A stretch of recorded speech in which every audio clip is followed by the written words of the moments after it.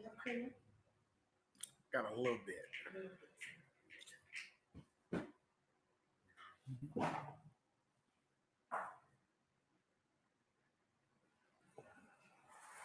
Just making sure everything's set up for 10 o'clock. I think I'm going to put a video on for these guys. Anybody that's coming in. Look at that. There we go. Looks like it's leaning though, don't it? You need some help? I washed it when Huh? I was going to start the washer, but I know it makes a lot of noise for you. My podcast, baby. Sure. There we go. You need anything from Dollar Store? We got some tea.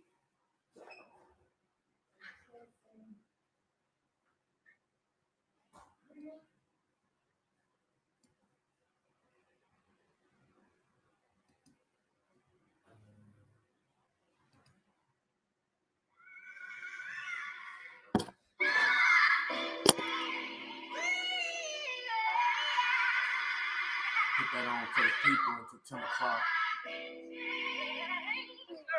They recommend it. You're listening to FDG Records.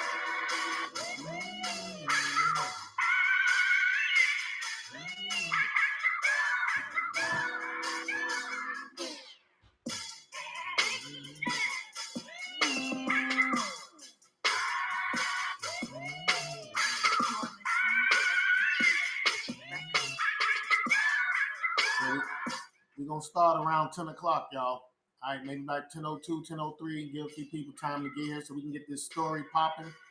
I'll start the live for the rest of the stations, and we'll get it popping.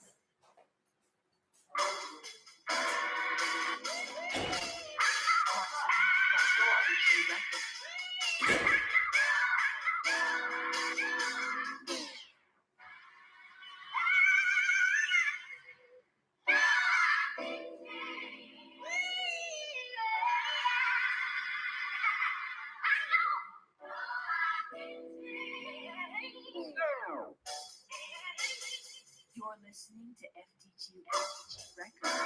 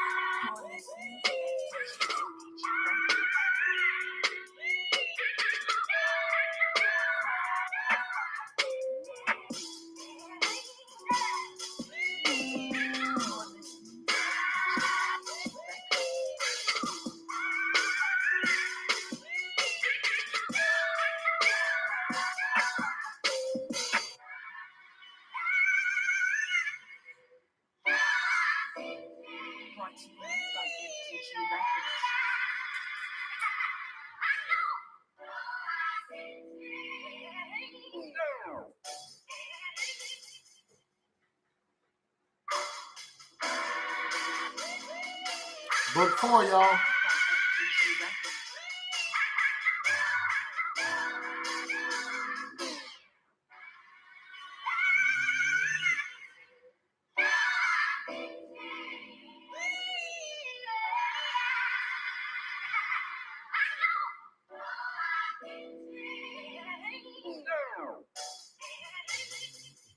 listening to FTG Records.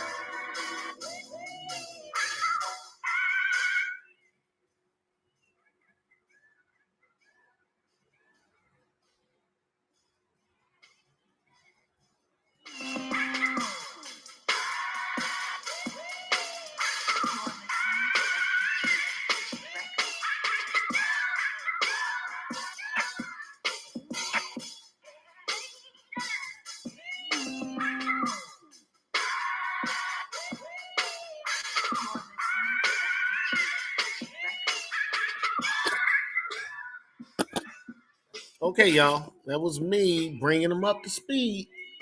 Go ahead and get this taken off. There we go. Little background music. Little background music. All right, here we go again with another exciting day of Flux Vision. I am WL White the Third.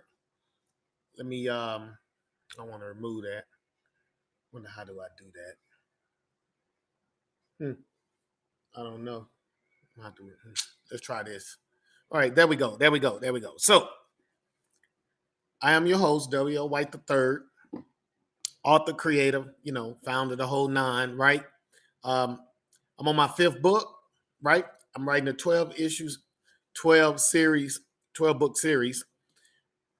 I've actually published 3 of the books, okay? And I'm on book 5 now. So what I'm doing is I'm coming through giving people some introductions to the Flux Continuum, characters in the Flux, the story I'm writing, which ultimately I inform people that it's the story of the Lords of Order versus the Lords of Chaos versus the Lords of Order, because the Lords of Order are already in place. Okay, so it's the Lords of Chaos. They want to take power. But what we do is we watch them through the Zodiac Guardians. So here are your Zodiac Guardians. Bam. Okay. So it's the best picture I got, y'all. I try to get something bigger so, it cover more of the screen. But right now we're looking at Aquarius all the way to Capricorn. Across the top, you can figure out, what your zodiac sign is. I know sometimes I go through it. I don't think I'm going to actually do that today. But I will do a recap of what we've been doing so far this week, okay?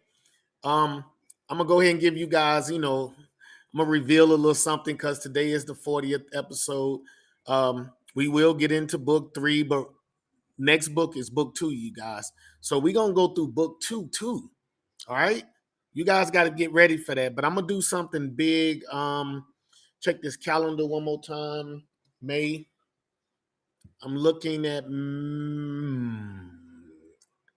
So, first off, next week we will not have a show. I'll be traveling, and I got to go pick my son up from college. The 17th, 18th, I think that'll be pretty good. Yeah, I think that'll work. So, we're looking at the 18th of having like a 4-hour stream show, the 18th. So, next week we won't have a show. But the week after, we will have like a 4-hour stream. Prices cut by at least 25%. You guys go check out my store. I do like to let everybody know that even though books 1 and 2 are $20 a piece, book 3 is $25, but you can get it bundled for $55, which comes with autograph, the company seal, the company stamp. These are the keepsakes right here. And they actually tell a story in black and white, right? The source material. Also, we have other things, other merch. We have t-shirts. We got a few t-shirts. We got a few hoodies. And I think that's the kind of stuff that maybe I'll be how would you say? I think I'll be actually let me think, ladies and gentlemen. I'm thinking, yeah, maybe we're not raffle. I guess we could raffle it, but I'm thinking more about some flash sales, some auctions, if you will, because I do have comic books and whatnot, things I do want to start auctioning off. And I might make I might do that. I don't know how to do it from my screen since I won't be here, but I do want to leave you guys something. So I might make a slideshow of all of my comic books. I do have a folder with all the comic books in them, so I could do that, right? And that way you guys will know what you'll be coming to see on on the 18th. That way, you know, you guys coming, if you see a comic book that you want, I can I got notes and everything, if you know what's in mint condition, what's in near mint condition. These are my grades. Now, I never had these comics graded or anything, but you know, I mean, I'm getting rid of all this stuff. I got to make room for FLUX. The things on the wall that you see above me, these right here, they're indie comics, right? All the well-known comic gurus, you know, they already got theirs. So, you know, I'm here to support me and support others like myself, which these are indie guys up here, Sin City Comics.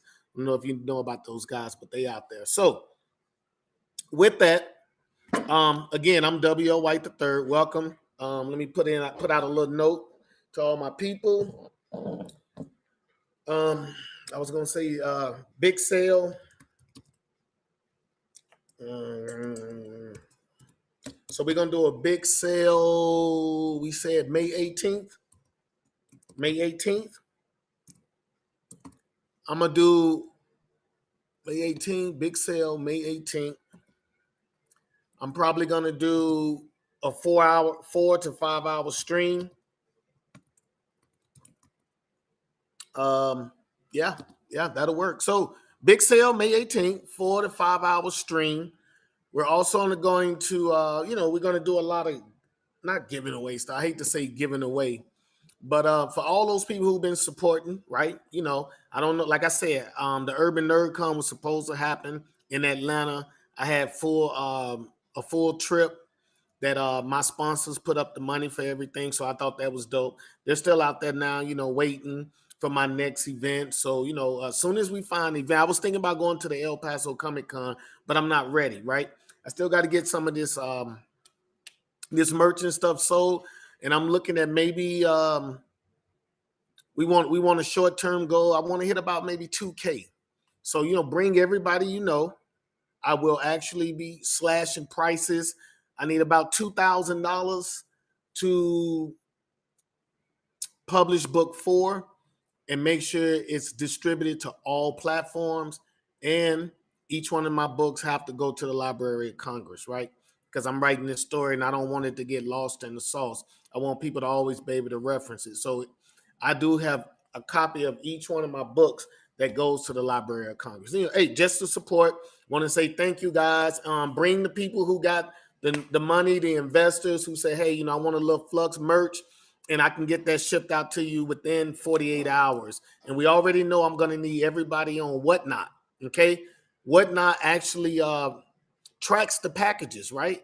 To verify that I not only dropped the package off at the postal annex or post office, they also know that it's been scanned into the system. They track it, and they know when you receive it, okay? So they know that, hey, I dropped off your package, and if something happened to it, I mean, it's not on me, it's more on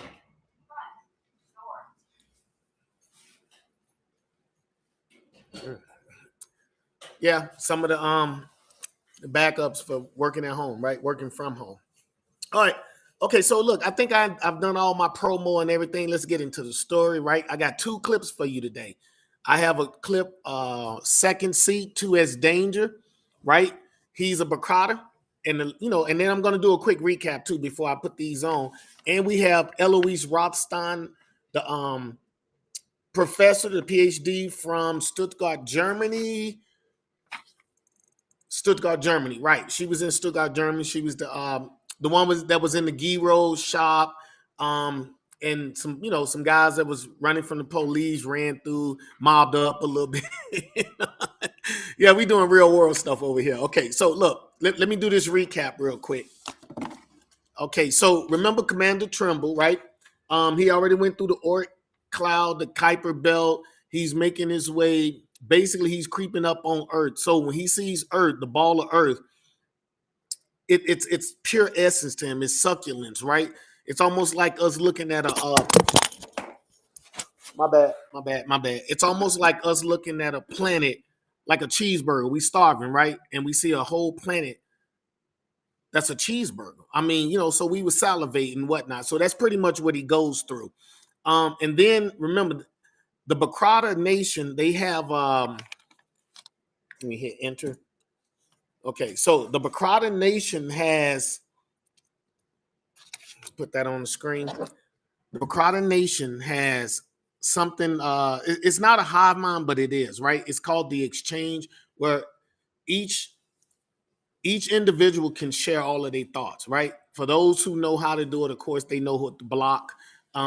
Like Gravitate, he knows how to block, what he's thinking and to deny everybody his thoughts, right? But for those who aren't trained in the specific disciplines, they can't. Anyway, so he's sharing this vision with everybody on his planet that's woke, because some are in stasis. You got to remember that. All right, so he creeps up on Earth just like a predator would, behind cover, right, which is the moon. So he's camouflaged the Merge, that's their spacecraft. And then we jump to Den Han. Den Han was the young man from Ningbo, China, who ended up catching his supervisor with the methamphetamine labs, the whole nine, and he was shot, but the orb hit him at the same time. So, of course, he was transported, and the orb that hit him was Aquarius. So when I get into the actual characters that I have pictures of, I like to show you guys so you can track me, right? I also have real quick, little segue. I have many posters of these individual cards for each one of the Zodiac Guardians. Okay, remember there are 13 of them, and that's because Gemini is 2. Well, no, that'll be 12 cards then, right? Nope, it'll be 13 cards. All right, y'all. So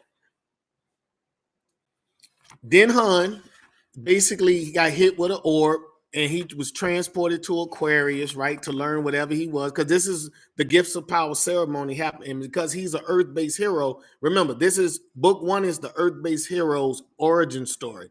Now, my understanding, any book you get, the first one is everything. I'm just saying. So that's what I've learned when it comes to sci-fi and whatnot. All right. So Pulse and Phase come scoop him up.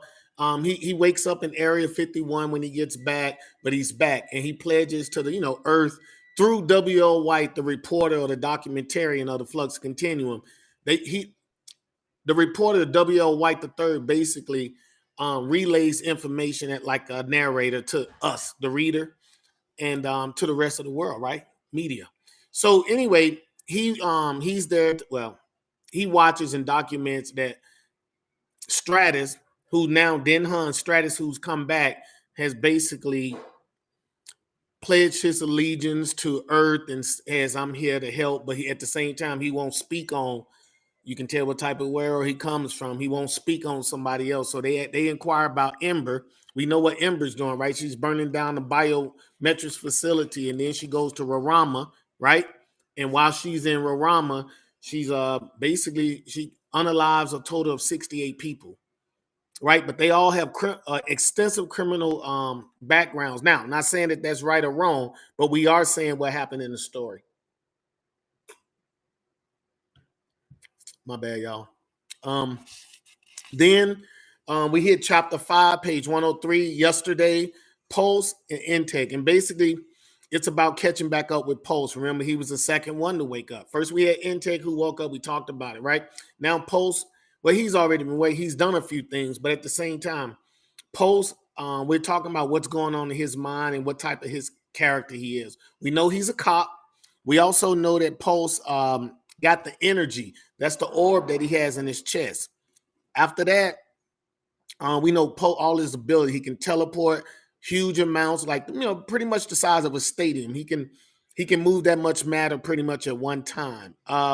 We know that I'm not gonna say he's incompetent. We're not gonna say he's intimidated, but he was a cop. Okay, he knows how to handle certain situations, but to save the planet, he's happy Intake is there, and Intake is already on. That's what I'm saying. He's happy somebody else is there to lead when it comes to saving the planet, because I think that will be pretty overwhelming for a regular person like me. Because of my actions, I'm supposed to save the planet. I don't know how I as an individual would. But intake's a little different, right? We'll get to intake one day. All right, so that's basically what happened. Pulse is dropping off. All of this technology that Intake has created, him in Phase, and he's opening doors and connecting dots. That's him in Phase, right? Intake and Phase are connecting dots to all the theoretical sciences, if you will. So, they're making sure that the scientists that are out there know how to create whatever it is they need to create.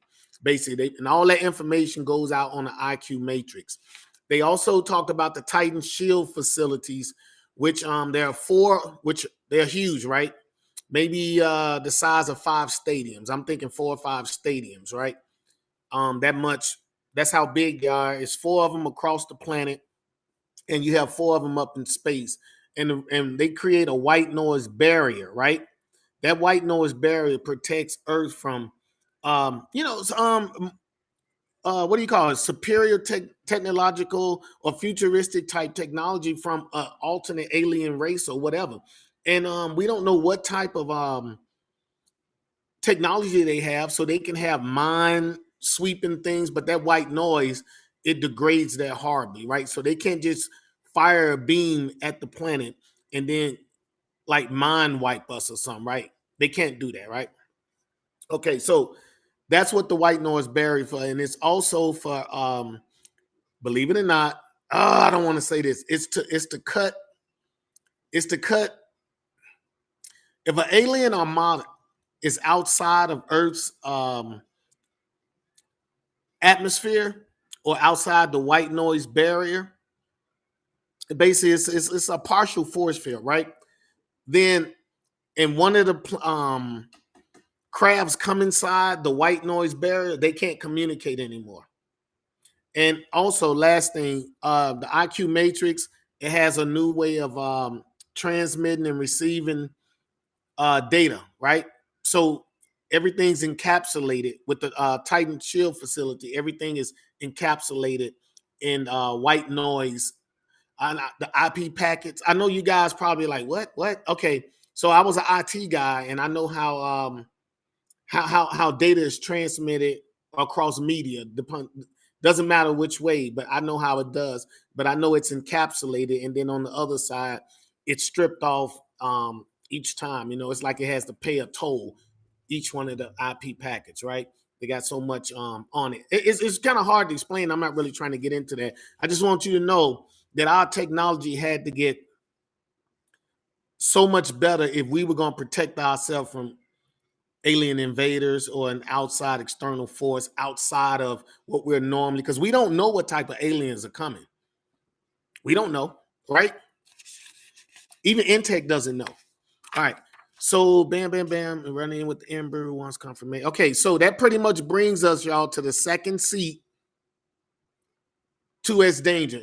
So I'm gonna let this clip play, and then I'll put the other clip on, and you guys, you get to hear what the what 2S Danger does, and everything's about to pop. So prepare yourself. Lunch.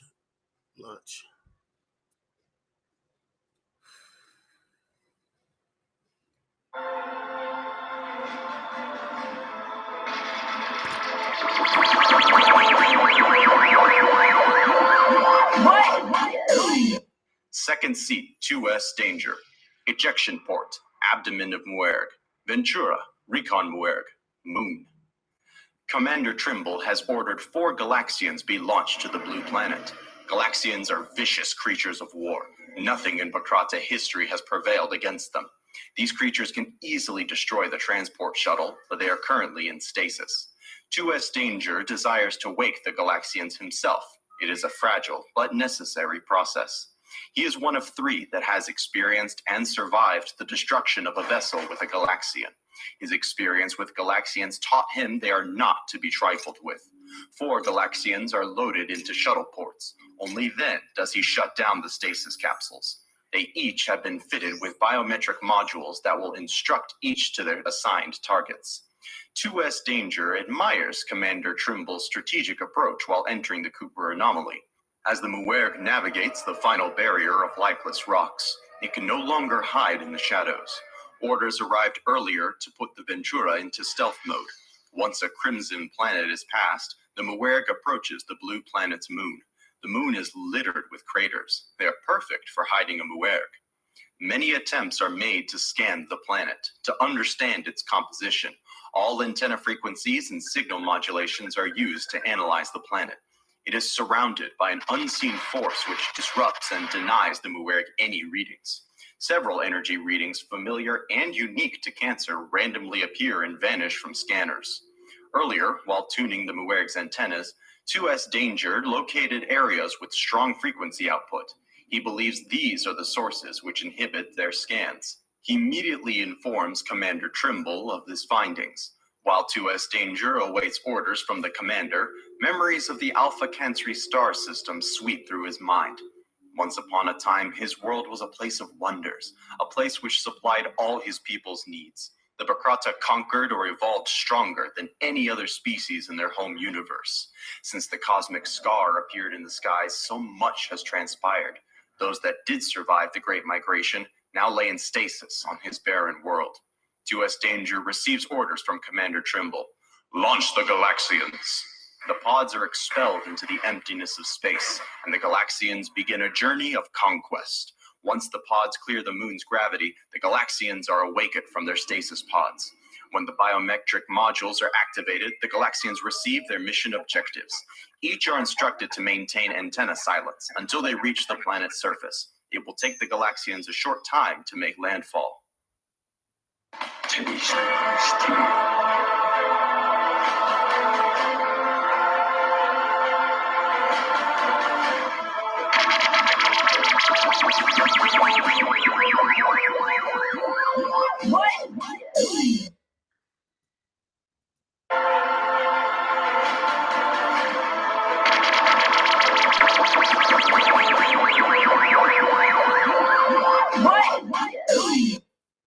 Eloise Rothstein, Amazon Rainforest, Amazon Jungle, Brazil, Earth. An all-consuming fire devours the natural balance of a once thriving ecosystem. Burning walls of fire incinerate all it touches, while emitting extreme thermal heat. There is a great loss of life in this place. Essence smolders in the wind. It's been 5 days since humans discovered there is alien life in the universe. An ancient and powerful object vibrates through the dimensional barriers onto this physical plane of reality. It siphons the residual life energies, saturating the surrounding environment. Tendrils of alien energy snatch singed particles from the air. Alien energy strikes the earth and absorbs essence from the genetic material in the surface. The orb shapes the siphoned matter into a human form, while infusing it in ethereal energies. A metallic cyanotech alloy slithers over the form, constructing a nigh impenetrable armor. Ebony Q-quartz seals the head and face. Eloise lay asleep at the edge of what's left of the eastern Amazon jungle, snuggled in the fetal position. She yawns and stretches as she awakes from her days of genetic incubating. She has a craving for lamb meat, and she's a long way away from Petra's Euro shop. She opens her eyes to the horrors of the jungle, experiencing the pain and agony that travels with the wind. Something she is unaware of has scarred hundreds of miles of Amazonian jungle. As Eloise stands to her feet, she is excitingly mesmerized by her exoskeleton. Memories from the neurofeed begin to fill her mind.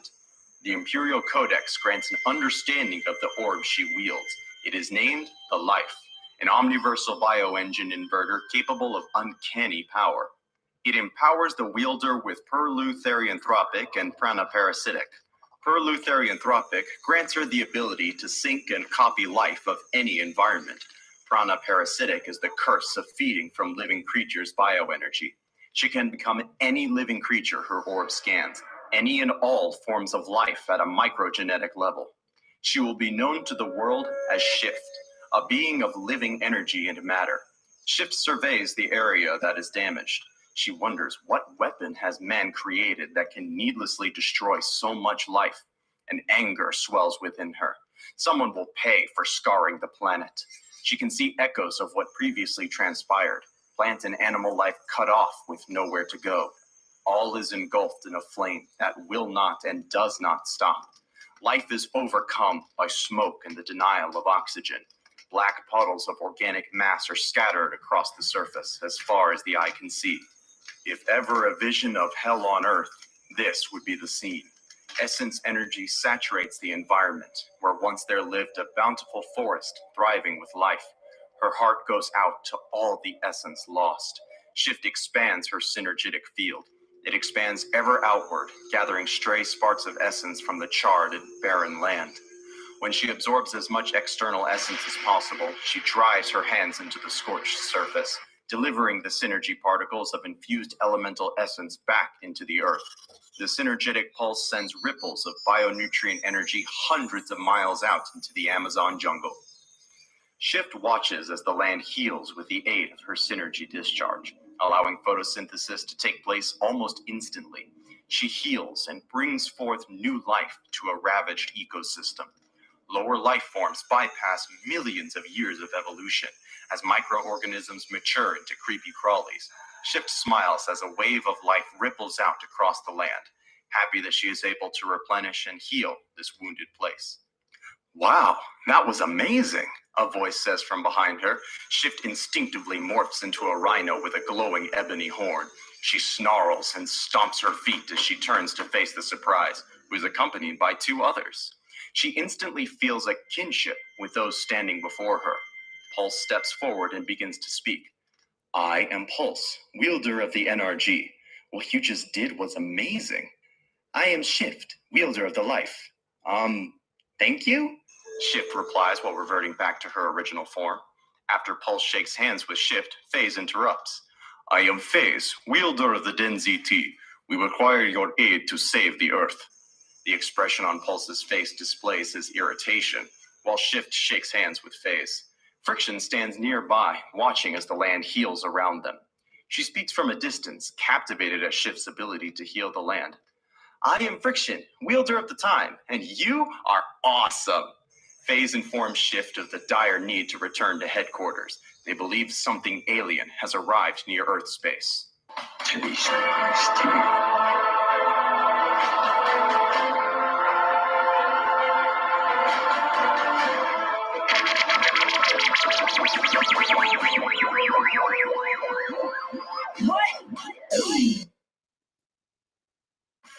FLUX. The gift of power ceremonial orbs have been activated, and man has acquired ancient power not meant for the earthly realm. Those empowered have now been thrust into a cataclysmic chain of events leading to the destruction of Earth. It has been compromised, and otherworldly realms are aware of our planet's location. The 12 must traverse time, space, alien planets, new realities, and otherworldly realms to save all of creation. The Flux Continuum, www.flux-zodiac.com, at flux_chaos.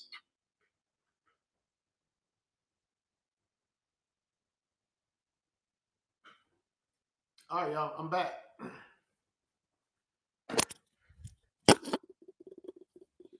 All right, yeah, I don't know what sussy means, y'all. I'm like 52, so I mean, if it's new verbiage and terminology, you guys got to write that out. I'm sorry. Hey, I just don't know. But anyway, that was to oh man, I can't.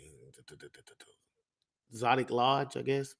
All right, so we talked about well today the clips were about Second Seat Danger and Eloise Rothstein. Okay, so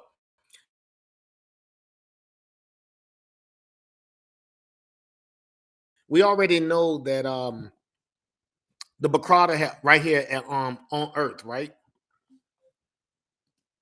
We already know they already on here on well, they're on the moon, right? But what Commander Trump like to call them by their names, right? I'm too close to him. What Commander Trimble wants to do is, and again, you got to look at an alien forces military strategy. Normally, when you send a Galaxian, like it could take two of them. Okay, you send a Galaxian to a planet, they decimate it. They decimate anything that rolls up on them. I mean, you need maybe like a high yield nuclear explosion, something like that to, like they're like an unbelievable force, right? And that's because of the NZ. And you guys gonna start hearing more about NZ, right? Negative zero energy. So anyway, here we go. Danger already has experience. That's why he's second C. Basically, he's a lieutenant commander, y'all. He's like a grade under Commander Trimble. So he already has, let's say, like experience dealing with Galaxians. When they wake up, they groggy, they stay sleep a lot. And we as humans, I think we understand like being alone. So imagine if you couldn't feel anymore, because they can't feel. They no longer have like the feeling in your fingers, how we feel. They don't feel anymore. The negative zero, and you guys will, I think it's in book 3. I think in book 3, I talk about I actually describe the entire Galaxian process. And you find out how horrible it is to become a Galaxian, but at the same time, you have this unfound power, but it comes with, it's a give and take. So you lose the ability to feel, and people who can't feel, y'all know about bitter people, right? Y'all know about it. So that's how a Galaxian normally kind of moves around, because they're kind of bitter. They don't get to enjoy life the way most life forms would, if you will. Okay. So anyway, he basically ships out the Galaxians. And when he's done, when he does it, he they actually got to go through what I was saying earlier about the white noise barrier. Okay, I don't think I described that in the book, so I'm not going to give it to you like that. But the white noise barrier, it actually there's a force there in the white noise barrier. So anybody who's done the 2 magnets, you know the force I'm talking about. Now, can that force stop a projectile of sufficient speed and weight? No. But at the same time, it can disrupt any electrical whatever. You feel me? So y'all stay with me on that. Now, anyway, they launch them, and you guys will find out a little bit later, not today. You'll start finding out about, yeah. Okay. Yeah, we got 2 more. So next.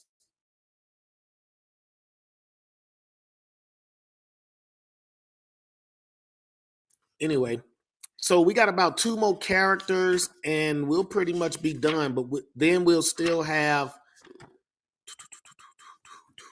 the reflections in the back. I spoke about reflections before. One of the characters, these reflecting, and I have preludes for book 2.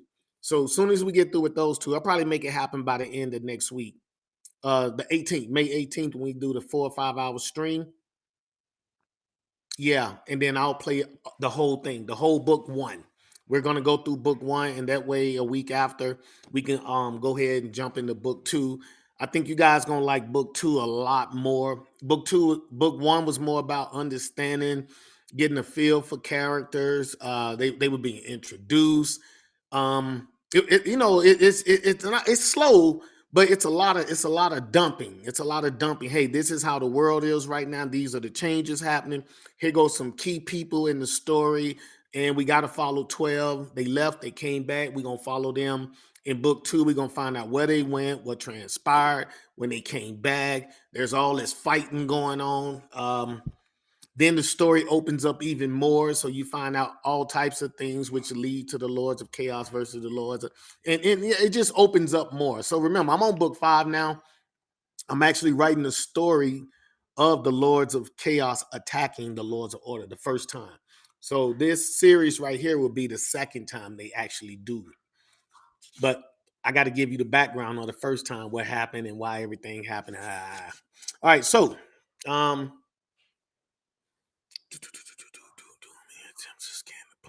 so yeah, like I said, the white noise barrier stops the Procrata from seeing everything. I even says many attempts are made to scan the planet to understand its composition, because in the Procrata's eyes, you know how insects' eyes are, right?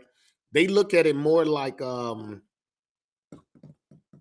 just its essence, right? So what's its composition? Like if you look at us, our skeletons are on the inside, but the bug skeletons on the outside.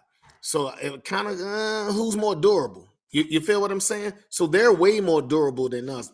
Their composition is totally different from ours. So it's an inside out thing for them when it comes to us. So and they like us and they call us meat sticks. So y'all, if you see it, don't get upset. That's just what an insectum race will call humans who walk around with no external skeleton. They call us meat sticks. We just snacks, man.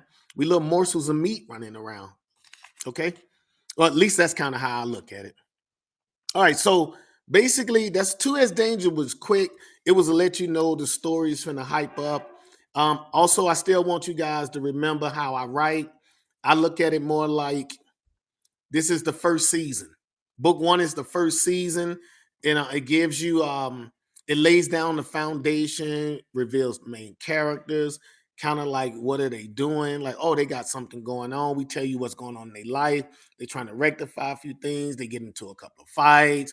All this stuff that happens in book 1. And then at the end of the season, I hit you with a little something, blow your mind, and then we get into book 2. And to me, that's like season 2. That's when everything's happening, right? Season 2 generally come on. There's this big bang to bring you up to speed of everything that's happening. That doesn't happen in the Flux Continuum. What we do is, as soon as technically, I could have just put all 3 books together. There's no lapse in time from one book to another. This is what ended, and then it's almost like me going to another chapter. Book 2 opens up 5 minutes after book 1. So I'm letting you know there's no skipping time. All right. So after that, after 2S Danger, right, and the Bacrata, they go ahead and they getting ready to test the waters. Okay, so they sent down the Galaxian. He sent 4 of them.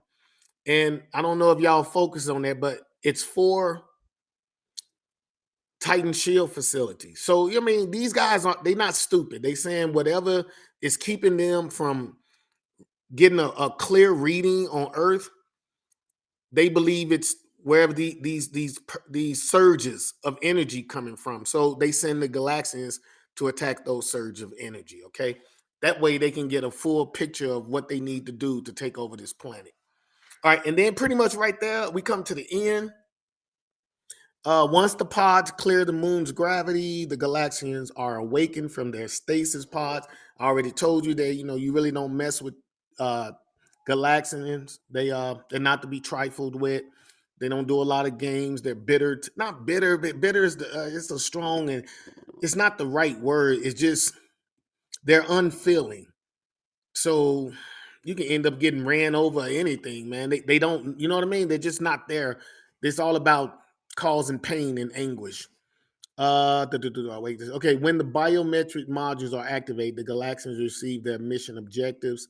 Each are instructed to maintain attendant silence until they reach the planet's surface. It would take the Galaxian a short time to make landfall. And then we jump, and remember, there's still characters are waking up.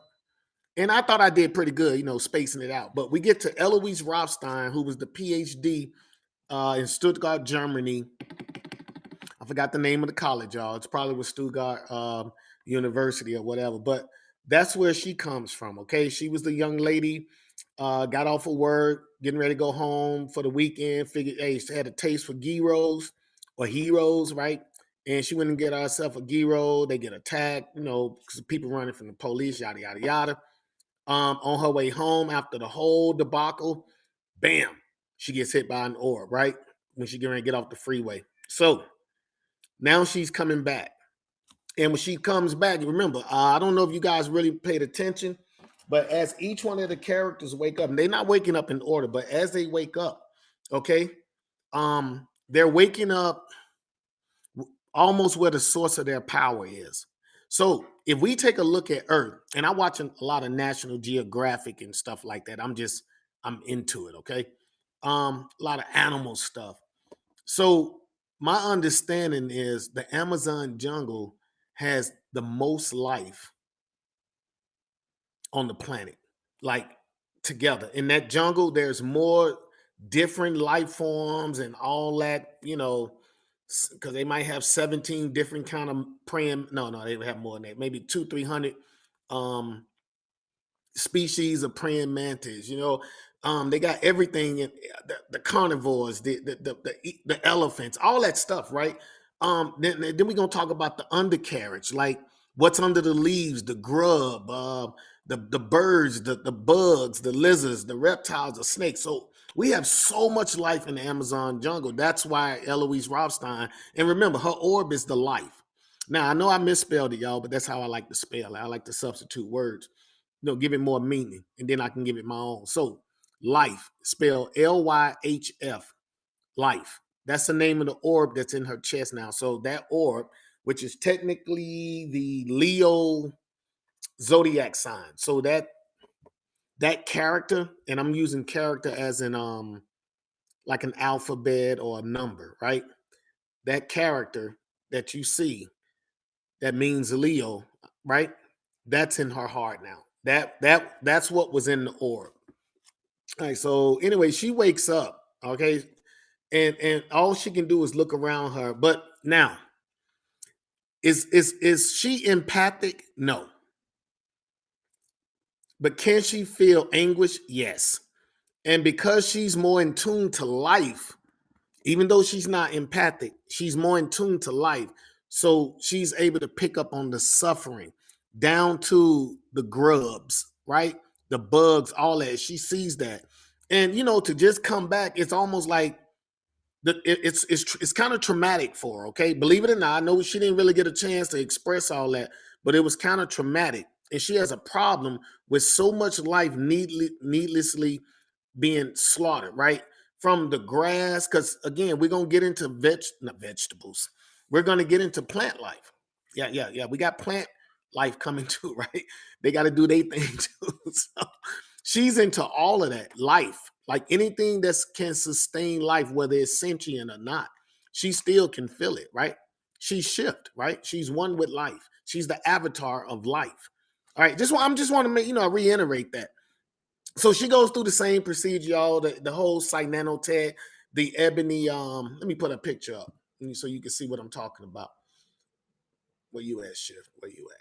There you go. So this is Shift, y'all, with the black ebony Q quartz mask. She wakes up, and once she wakes up, she's seeing everything that's happening. She reflects for a few seconds about what transpired, but it's more about what's going on around her.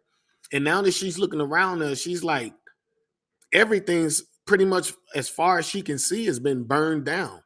And for the readers, I guess you guys would automatically know that because there's a biometrics facility right there in the Amazon jungle. So that's how much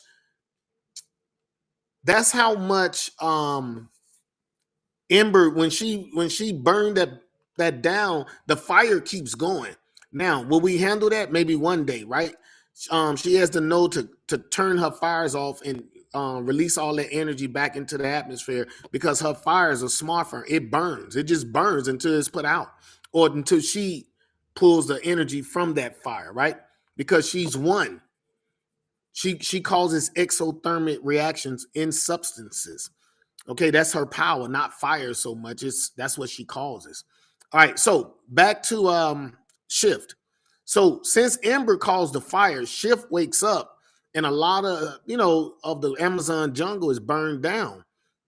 Okay, so Shift okay, yeah. Evervision. Okay, yeah. So to her is hell, right? All the animals that's been she going through it.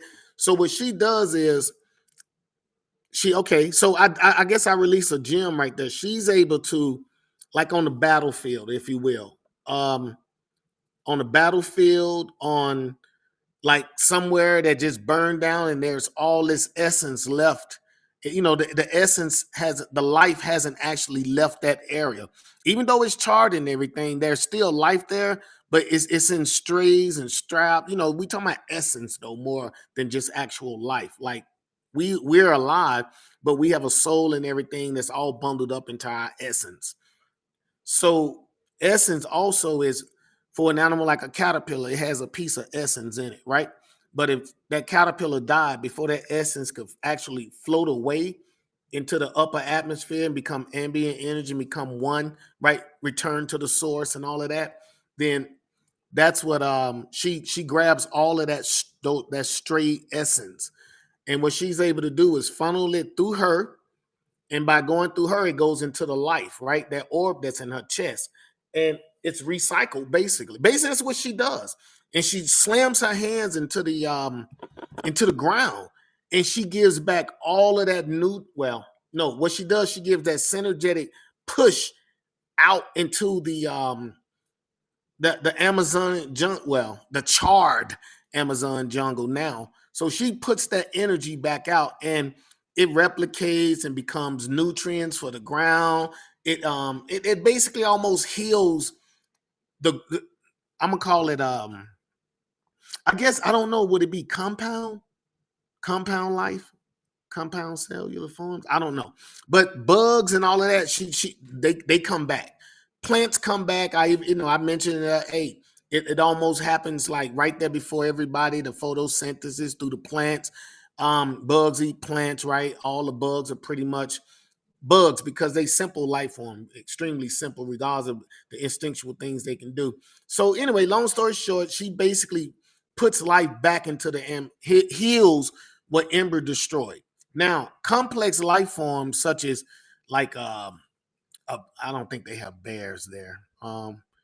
Like a snake or something, she probably could regenerate a snake.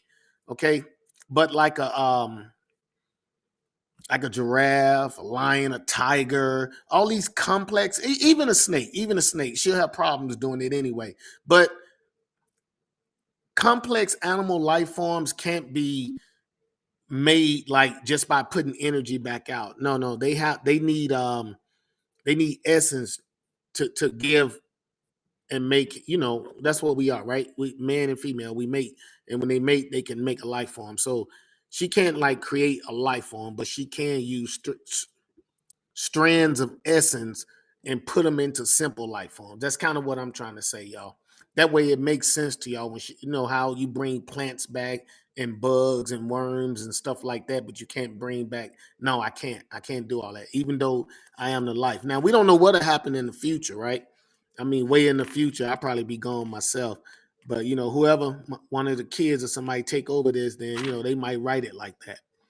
And so after that, right after she gets through, she's immediately Pulse. That's who says it, y'all. Pulse go, wow, that was amazing, right? That voice that was behind, that was Pulse, y'all. So that's why he was first to introduce himself. He was looking like, wow, we got another girl on the team, right? So he goes over, shake the hand, the whole nine, let her know. They do the celestial, the gifts of power ceremonial greeting. Everybody will do this when they first meet each other. It's just something they do for the first time. It's part of, I guess, my lore, if you will. I try to keep everything organized and whatnot. So that's what's going on in the story. Phase, and I tried to make sure y'all understand, like Pulse and Phase were formal when they greeted her, and Friction was off doing whatever, because remember, she's still 17 years old. Now, she might be in the body of a 23, 24-year-old woman, but she's still 17. So she's not into all the dress right dress and all of that. It don't really regulate like that with her. Long as she does it, she feel like that's enough. And then after, everybody says, they do the whole greeting and everything. Friction just tell her, hey, that was awesome what you did. And then FaZe lets everybody know, hey, we just got an alert that could be something that's in close proximity to Earth space. And then, the clip ends. So that was for Eloise Rothstein return shift, right? That shift's return from wherever she's been. We'll find out in book 2 where she was. Well, I can tell you she was in Leo. And in Leo, in the dimension of Leo, the heart of Leo, there's a planet called Animalia, but it's a singularity. It's a 3-planet singularity. So, we're going to talk about all that, y'all. We're going to get to it. But right now, y'all, again, we doing book 1, book 2, book 3. I do have book 1 and 2 like in audio format, so you guys will be able to see that. But book 1, 2, and 3, y'all. That's Right now it's 55. Next week, well, we won't have a show. I'll be out of town, be traveling nonstop, y'all. We're gonna put the hours in. We're gonna roll for about 40 some hours, about 50 some hours. And then after that, we're gonna come. Yeah, that'd be there and back. But no. That'd be like 60. Wow, that's about 65 hours, y'all. So yeah, we're gonna be mobbing. So we're going to scoop and dip. And we'll be back. So I won't have a show next week, but I will have one the week after. It'll be a 4-hour stream. Prepare yourself. Like, hey, we're gonna have like discounts. I say we need about 2K, and that's so that book 4 can be published. Not only can it be published, I would like for it to be distributed to all book companies, book platforms, and also I wanted, I like all of my books to be put or be submitted to the Library of Congress, right? That way, I'm not forgot about. Everybody wants to leave a mark. This is me leaving my mark. I will finish these 12 books regardless if you see me online at 58 years old. All right. But I'm gonna keep pushing. You guys keep pushing. I'm gonna put this clip on, let this music play. You guys reach out, check out my store. I'm gonna continue saying check out the store. We got from stickers to posters to mini posters to books.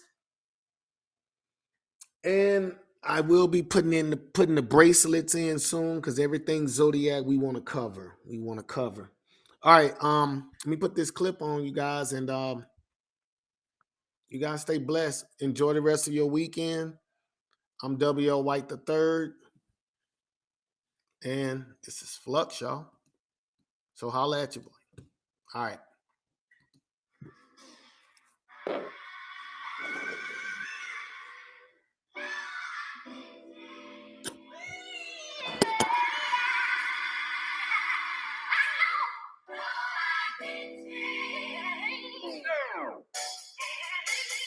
You're listening to FTG Records. I know.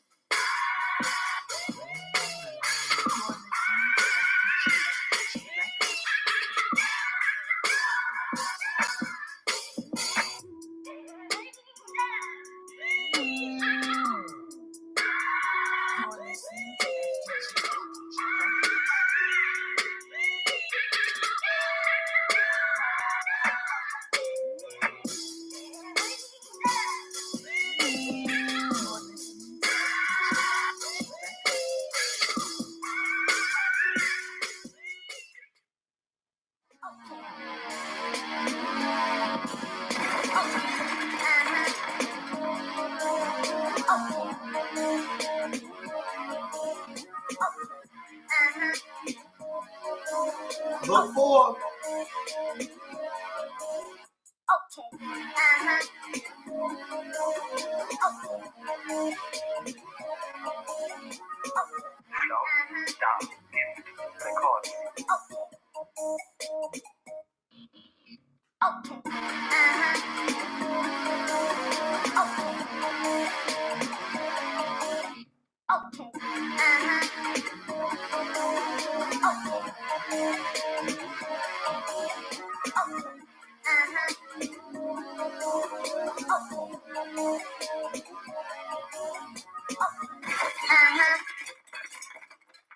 Okay. Uh-huh. Okay. Uh-huh. Uh-huh. Oh, okay. Uh-huh.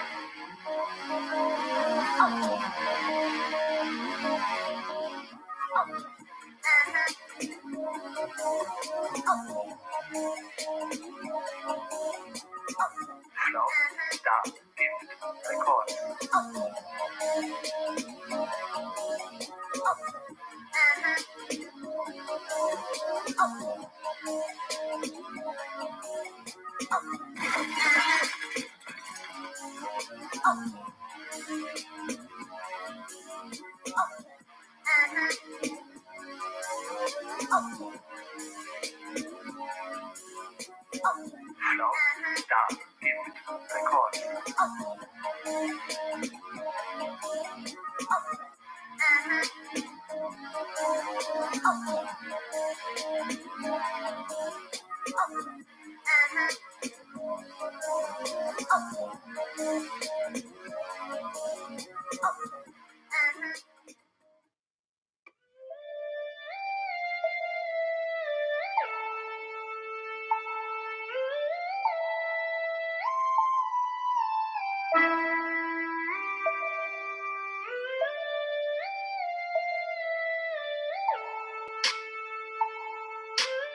Flaunt. Dark Gift. Record.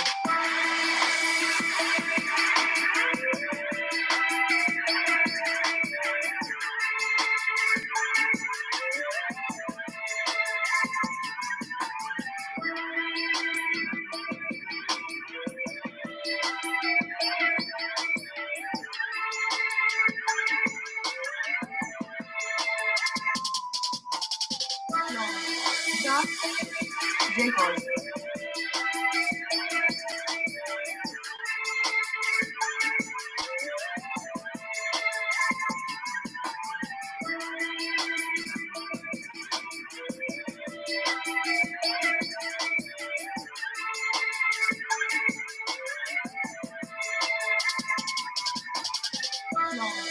Dark Gift. Record.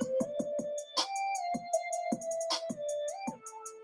Record. Flaunt. Dark Gift. Record.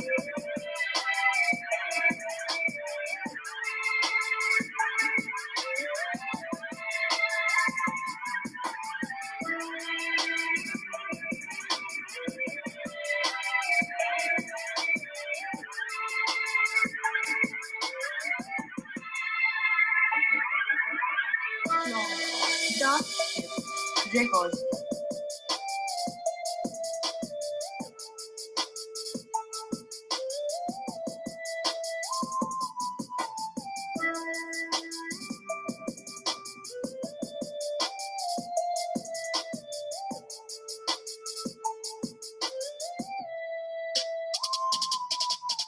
Flaunt. Dark Gift. Record.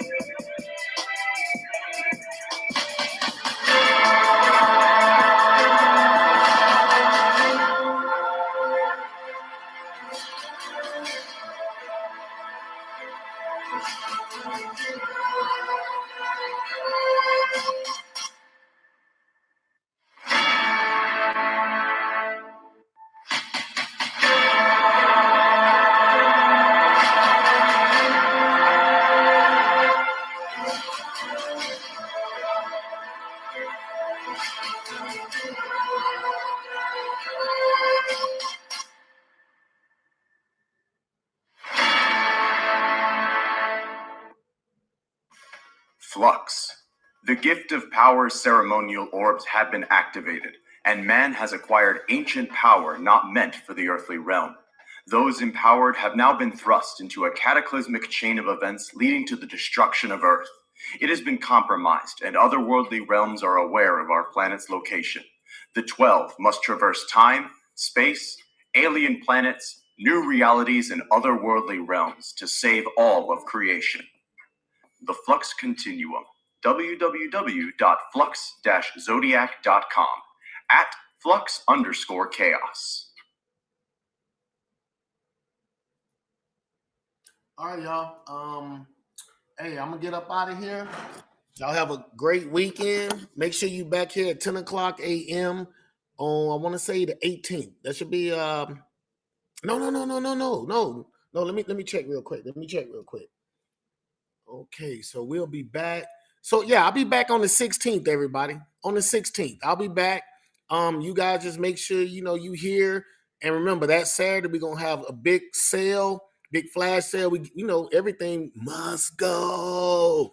All right, so y'all stay with me, and see you on the 16th. All right, nice weekend.